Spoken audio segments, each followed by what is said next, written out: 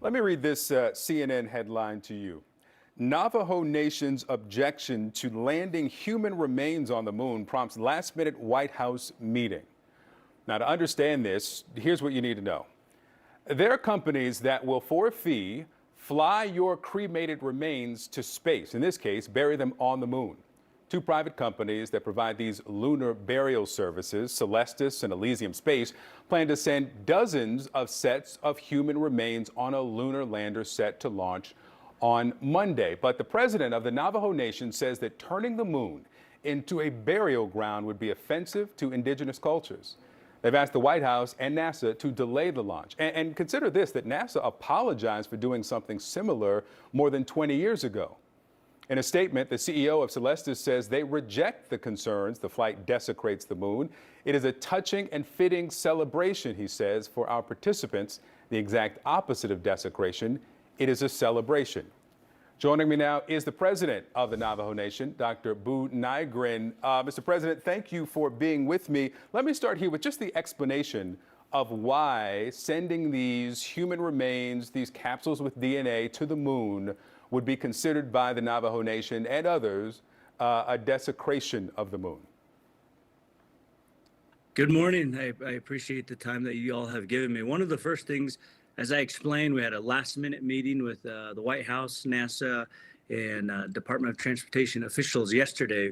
And one of the things I explained to them yesterday was that over 20 years ago, you guys made a promise that after the fact that you sent the remains of an astronaut into space and onto the moon, that you promised to make sure that you consult us into the future.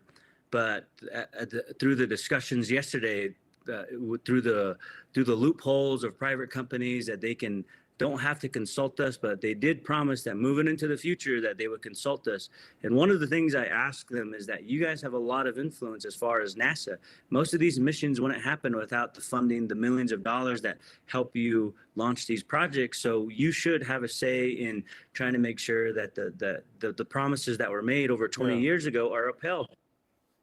That's the logistics of this. But first, what is the cultural significance? What is the deeply and profoundly, as you've said it, disappointing desecration if these remains were to go to the moon? One of the first and foremost, in Navajo, a medicine man is called a hatatli, and they practice for many, many years. I just want to be upfront. I'm not a medicine man. But one of the things that our elders and our hatatlis, our medicine people, have told me that the moon is sacred. It's in our songs, it's in our stories, it's in our creation. We've used the moon as a place that we've looked to for hundreds of years to make sure that we continue to exist. So they're part of ceremonies that have been around with the Navajo people for a long, long time. So when this happened in the 90s, it was very clear that we should make sure that we consult our medicine people, consult the Navajo people before we do something like that. The Navajo Nation has never been opposed to exploration or curiosity or space missions. It's just the fact that the uniqueness of life is so important that there's only one place, no matter how far into the universe we look. We have looked for decades now with the technologies that we haven't found human beings. We haven't found another place like Earth.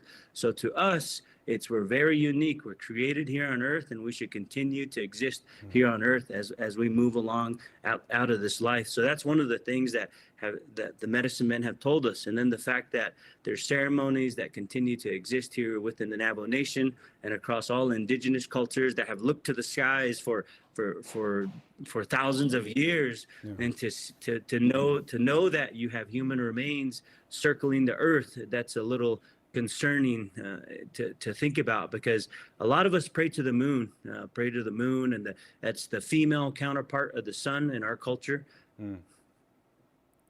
You say that you were part of this meeting with NASA and the Department of Transportation, Commerce Department, FAA, other officials, the private company as well. What came out of this meeting? Can you tell us more about it? Will the launch be delayed?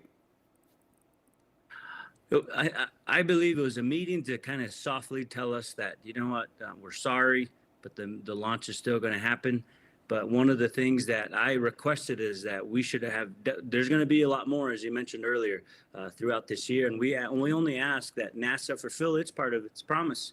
And I had a discussion after the meeting with the NASA administrator, Mr. Nelson, and he did say, I support you, Mr. President. But in return, I did ask him we should sit down and talk about that. If NASA is going to be a part of any mission, they should fulfill, even if it's a private company, because most of these private companies would probably not launch into space without the dollars that come along with partnering with NASA. So one of the things I ask is, if NASA is going to be a part of it, they should just have strict guidelines that say, you know what, we have a promise with indigenous people that exist in the United States that we're going to consult them, and that we're going to make sure that human remains don't go into space. And I hope that those discussions actually come to fruition.